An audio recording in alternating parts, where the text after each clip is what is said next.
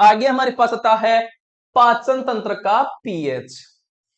ठीक है, सुनिए, देखिए हमारे शरीर में जो स्टोमच होता है, आमाशय होता है, वहां पर कौन सा अम्ल बनता है? वो बनता है एशियल अम्ल, जिसको बोलते हैं हाइड्रोक्लोरिक अम्ल बोला जाता है। देखिए जब ये अपने निश्चित अनुपात में बनता है तब तो ठीक रहता है, लेकिन जब ये अधिक मात्रा में बनता है तब क्या होता है? जो पेट है हमारा, स्टोमच है, उसमें जलन होती है और हमें खट्टी डकारें आती हैं। तो इस जलन से और खट्टी डकारों से राहत पाने के लिए हम क्या करते हैं? डॉक्टर से सलाह मशवरा करते हैं, डॉक्टर के पास जाते हैं कि हमें जलन क्यों लग रही है, खट्टी डकारें क्यों आ रही हैं।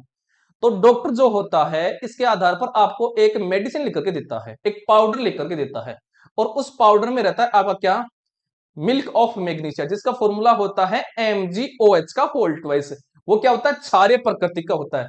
तो सुनिए, जो HCl था वो तो बना हमारे शरीर में, अर्थात आमाशय में बना, स्टोमच में बना, और इसी HCl के कारण क्या हुआ है? जलन हुई है और खट्टी डकारी आई हुई है।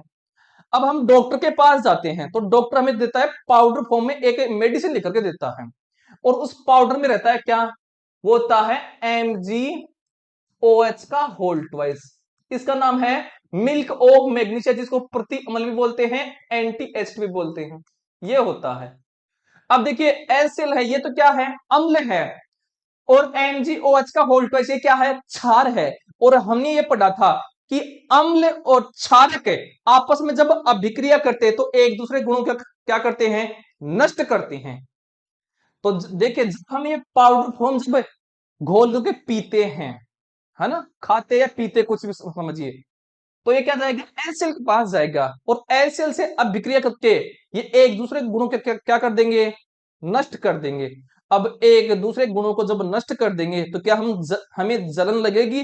क्या हमें खट्टी डकारी आएंगी? तो हमें जलन और खट्टी डकारों से क्या मिल जाती है? राहत मिल जाती है।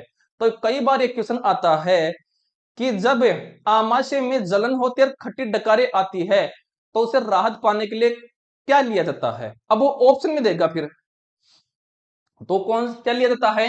वो लिया जाता है मिल्क ऑफ मैग्नीशिया। इसी का देखिए कई नाम है, इसी का नाम है मैग्नीशियम हाइड्रोक्साइड, पहला नाम हो गया, दूसरा नाम मिल्क ऑफ मैग्नीशिया, तीसरा नाम प्रतिअम्ल, और चौथा नाम एंटा एसिड। चार नाम है, और ये क्षारीय प्रकृति का होता है, ध्यान में रखना है।